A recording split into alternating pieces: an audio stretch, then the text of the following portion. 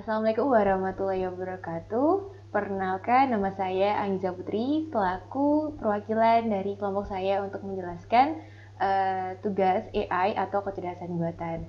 What is AI? AI adalah suatu teknologi yang diberi kecerdasan atau diberi kecerdasan layaknya manusia ya. Oke, next dari operator. Jadi di sini kita ya, di sini kelompok kami yang beranggotakan Mas Adnan, mungkin bisa open mic Mas Adnan. Halo, Dan Mbak Anggi selaku saya sendiri, Mas Gali, halo. Mbak Indriana. Mbak Indriana mungkin bisa open mic ya, kalau kendala sinyal mungkin ntar bisa dilihat aja di sini ada Mbak Indri. Oh, halo. Oke, Halo. halo, oke. Terus yang kemudian terakhir ada Mas Iqbal Hadi Purnomo. Mungkin bisa open mic Mas Hadi. Hai, hai. Hai. Nah, dari kelompok kami mengambil tema yaitu Detection COVID-19 using Chest X-ray. Nah, untuk latar belakang kenapa kami mengambil topik ini, karena COVID-19 sendiri itu sudah menjadi pandemi global ya, termasuk di Indonesia, dan menjadi keprihatinan bersama bagi seluruh masyarakat di dunia. Pada akhir Desember 2019 tercatat beberapa fasilitas kesehatan melaporkan kelompok pasien dengan penyakit pneumonia tanpa sebab jelas di Wuhan. Nah, karena diagnosa utama untuk penderita COVID-19 ini yaitu berdasarkan hasil dari tes PCR dan screening awal untuk memberikan diagnosa yang akurat. Namun, untuk biaya dan waktu ini dibutuhkan waktu yang nggak sedikit.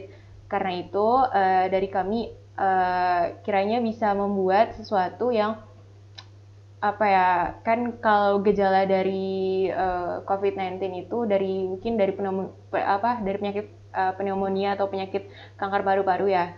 Nah, mungkin itu bisa kita cek X-ray dari situ dan nanti bisa jadi hasil rujukan atau hasil rujukan untuk apa ya namanya buat diagnosa dari dokter sendiri untuk pasien COVID-19. Mungkin bisa next dari Mas Gali. Nah, jadi untuk project planning kita, yang pertama untuk dataset. Nah, dari dataset sendiri, kita pakai dari platform Kaggle dengan judulnya COVID-19 Radiography Database dari Mas Tausifur Rahman. Di sana lumayan ada 3 label, ada 3 kelas. Yang pertama ada kelas pneumonia, ada kelas normal paru-paru, CXR paru-paru, dan apa namanya buat COVID-19 sendiri. Dan di situ tuh lumayan banyak, sekitar 1 giga. Mungkin bisa next Mas Galih. Kemudian untuk prosesnya sendiri kita pakai bahasa Python ya, yang biasa bisa digunakan pada umumnya untuk machine learning sendiri. Terus kemudian kita pakai notebook Google Colab. Kenapa kita pakai Google Colab? Karena di Google Colab tuh tanpa harus install environment tambahan seperti notebook Jupyter. Dan di Google Colab ini tuh udah apa ya? Udah bisa sharing. Jadi kita ketika ngoding bareng tuh nanti bisa lakukan sharing apa namanya di dokumen tuh bisa sharing. Dan ketiga, karena teman-teman saya ini udah user produk Google, jadi kayak udah nyaman lah sama produk-produk Google. Terus buat model sendiri, biasanya kalau misalnya untuk pengolahan image itu pakai TensorFlow ya. Jadi di sini kita pakai TensorFlow keras, dan untuk algoritmanya di situ biasanya kita pakai CNN. Rencananya kita bakal pakai CNN. Untuk TensorFlow keras gitu dipakai untuk apa ya, image data generator. Kita membuat si image itu, terus bisa buat argumentasi image, dan mungkin bisa nge-split antara untuk untuk tes training sama validasi. Mungkin next Mas Gali. Nah, kemudian sekiranya hasil dari project planning kita nanti bakal berbasis aplikasi. Mungkin bisa next lagi Mas Gali. Wah, nah di sini sebenarnya untuk project aplikasinya tuh udah jadi. Jadi nanti tampilan utama itu tampilannya kita bakal memilih apa namanya, memilih gambarnya. Nanti kalau di aplikasi yang sudah jadi ini tuh bakal dicek ronsen paru-parunya, CXR-nya. Tapi mungkin kekurangan dari aplikasi ini nanti tuh tidak ada upload image ya. Nanti kalau misalnya stakeholder di bidang kesehatannya pengen mengupload image, itu nanti mungkin kesulitan. Jadi harus ngefoto image-nya dulu. Terus tampilannya nanti di sini dari kami tuh memakai untuk validasinya, untuk prediksi kita pakai image untuk CXR si COVID, dan hasil dari resultnya itu COVID itu 78%, pneumonia 20,7%, dan normal itu 7,05%.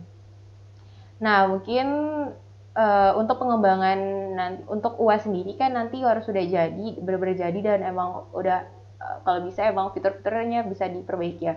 Mungkin untuk kedepannya pengembangan dari kelompok kami itu untuk masalah aplikasinya nanti bakal di-develop lagi yang lebih baik lagi, ditambah fiturnya, terus HCI-nya lebih baik lagi, dan ya untuk penggunaannya tuh biar usernya tuh enak untuk menggunakan. Terus untuk sisi codingan, ya sisi dataset dulu ya. Untuk sisi dataset nanti dicari dataset yang lebih banyak lagi, karena semakin banyak dataset itu semakin bagus untuk mesinnya tuh untuk belajar, jadi prediksinya lebih akurat. Entah nyarinya bakal di Kaggle atau di platform lain yang terpercaya. Kemudian untuk sisi codingannya, nanti untuk codingan itu bisa lebih di-upgrade lagi, karena nanti dicek lagi, oh ternyata kalau misalnya pakai algoritma ini seperti apa, pakai algoritma ini gimana, dilihat confusion matrixnya, akurasinya seperti apa, recall-nya berapa, terus sama F1 score-nya berapa. Mungkin dari kelompok kami seperti itu sih Bu. Mungkin dari teman-teman, dari Mas Gali, Mas Anan, Mbak Indri, sama Mas Iqbal Adi, ada tambahan nggak? Oh, belum ada. Mungkin belum ada ya. Kalau belum ada tambahan, mungkin dari saya cukup. Mungkin bisa ditutup aja. Mungkin sekian dari saya beserta kelompok saya. Terima kasih. Semoga proyeknya bisa sesuai sama rencana yang tadi udah disebutkan. Amin. Saya tutup. Wassalamualaikum warahmatullahi wabarakatuh. Terima kasih.